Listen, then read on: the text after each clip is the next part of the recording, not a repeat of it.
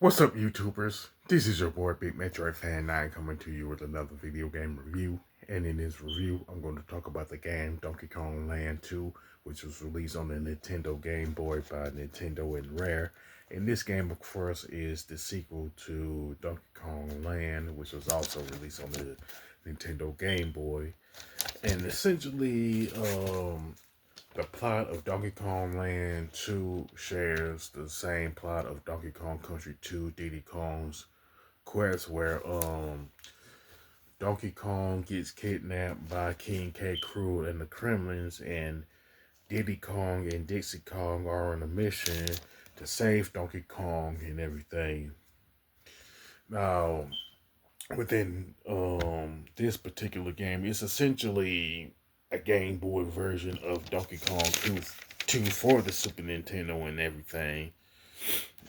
But because of technical limitations of the Game Boy, you don't have like the color palettes. There's some stages missing and all that. But anyway, Donkey Kong Land 2 has pretty much 7 worlds in it, and each world has like their own number of levels in it. Like one world may have like 2 or 3 stages, while like another may have of 10. And pretty much the each world ends with a boss battle and stuff like that. Plus, of course, like members of the Kremlins pretty much like make a return. You know what I'm saying? Whether in reference to Donkey Kong Country 2 or Donkey Kong Land. You know what I'm saying? So there's that. Plus, because of similarities between this game and Donkey Kong Country 2, the design and gameplay are pretty similar to, you know what I'm saying, with Donkey Kong Country 2 and stuff like that. Of course, there are certain sections of the game where you can technically change it to one of the animal friends like Rami, Ratley, Engard, Squawks, and Squitter and stuff like that, and you can use their abilities to get to the end of the stage and take out enemies too and everything.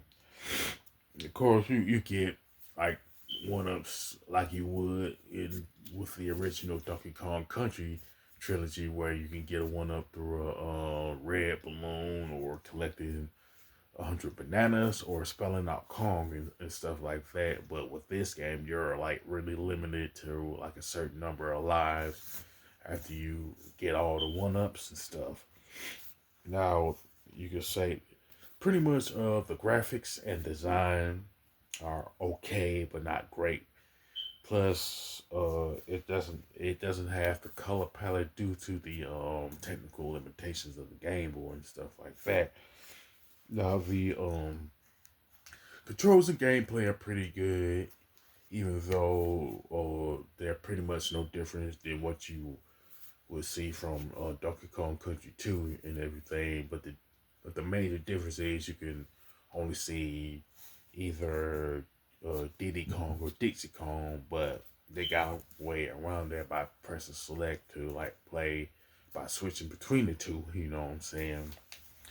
Now the soundtrack is okay, but it's essentially like a downgrade when you compare it to Donkey Kong Country 2 on the Super Nintendo. So it's the soundtrack for Donkey Kong Land is technically not the best, you know what I'm saying, but you'll be able to recognize it if you play Donkey Kong Country 2, you know what I'm saying.